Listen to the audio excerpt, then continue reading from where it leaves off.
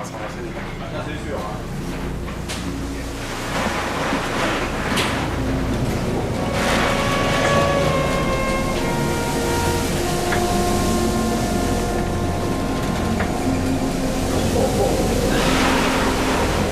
Nous avons appareillé en 10 minutes et débordé la pointe qui nous abritait. Maintenant, la danse commence. Nous longeons au plus près la côte nord de l'île, la plus rude, dont Carlos connaît chaque caillou, à la rencontre du Capraia. Mais ça ne va jamais très vite, un bateau. Même avec 20 000 chevaux lancés au galop, nous filons un peu plus de 15 nœuds, un peu plus de 25 km/h. Le courant nous pousse, mais nous avons le vent dans le nez, d'où ces vagues courtes et hargneuses dans lesquelles nous passons en force. La baie en a vu d'autres. C'est le seul bateau tout temps de la zone, le seul qui continue à faire route quand les autres s'abritent ou fuient, quand les hélicos sont cloués au sol. Nous avons le Capraia au radar et nous commençons à comprendre. Son commandant en a eu assez de rouler terriblement, encaissant la mer de travers sur le rail. Il s'est permis d'enfreindre les règles, de modifier son cap pour prendre les vagues par l'arrière et fatiguer moins. Mais il n'a pas pensé que le vent le rabattrait vers l'île et que les hauts fonds l'aspireraient en direction des brisants. À la passerelle de la baie, guettant l'écho du radar, on est partagé entre la rage et la crainte. Mais la règle absolue est de ne pas céder à l'excitation. On garde son adrénaline pour soi. C'est obligatoire et c'est nécessaire. Encore 20 à 30 minutes de route. Et ces hommes là-bas, malgré les mises en garde d'Ouessant Trafic, savent-ils seulement qu'ils jouent avec la mort? 12h27, Ouessant est derrière nous. Arrivé là-bas, il va faire pareil. C'est évident, il ne prend pas sur la gauche. Ah ouais. Ouais, alors, bon, il force pas, là. Non, là, il pourrait venir de 20 degrés à gauche. Maintenant que les deux navires sont côte à côte, Carlos prend les choses en main. Et il n'est pas au bout de ses peines. Le Capraia s'apprête à remonter la Manche, mais s'obstine à vouloir raser la côte, celle du continent cette fois. Il s'en va vers les roches extrêmes du Finistère, pas n'importe lesquelles, celles de Port-Salle. Carlos anticipe, calcule la dérive, estime l'effet des courants et avertit Ouessant Trafic. À ce train-là, le fantôme d'un pétrolier transformé en épave depuis 20 ans risque de ressurgir. Oui, bah, c'est les roches d'Amoco, là. Donc dans le nord du four. Il faut qu'ils viennent plus dans le nord, hein, parce que là-bas, la mer est beaucoup plus violente encore. L'aiguilleur d'Ouessant Trafic s'adresse aux délinquants avec une courtoisie délibérée. C'est pour information qu'il lui signale les dangers qui l'attendent. Et il lui demande de regagner si possible le tracé du rail.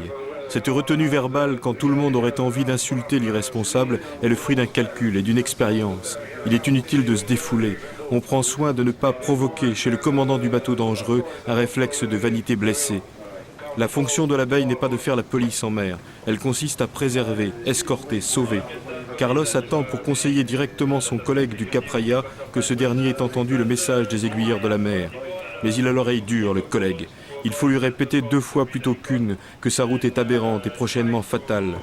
À la longue, à l'usure, il cède.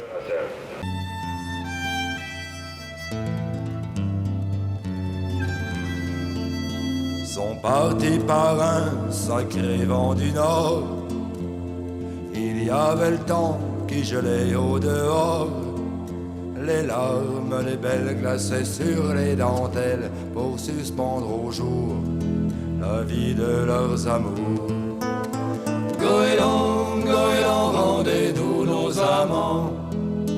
Et vous les albatros, touchez pas à leurs os. Et oh, Dieu des vents, avec eux soit clément, que les vents portants les ramènent à l'Orient, les ramènent à l'Orient. Les paquets d'embrun qui balayent le pont leur glacent les os jusque dedans le fond. Les yeux pleins de misère, ils s'en vont vers l'enfer quand s'efface la terre où pleurent leurs amours. Goéland, rendez-nous nos amants. Et vous les albatros, touchez pas à leurs os. Et Dieu des vents, avec eux soit clément, que les vents portants les ramènent à l'Orient, les ramènent à l'Orient. Nous avons maintenant la mer du vent. Même depuis la passerelle à 15 mètres de hauteur, les déferlantes nous surplombent.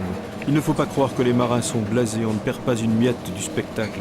Le bateau tremble comme une feuille de tôle, il frémit de la proue à la poupe. Le gros temps n'est pas ce qu'on imagine. C'est une danse incessante, un art inconscient de rester d'aplomb, de chercher ses appuis. C'est une fatigue diffuse, dont on ne découvre qu'ensuite, quand ça s'arrête, combien elle envahit tout le corps et toute la tête.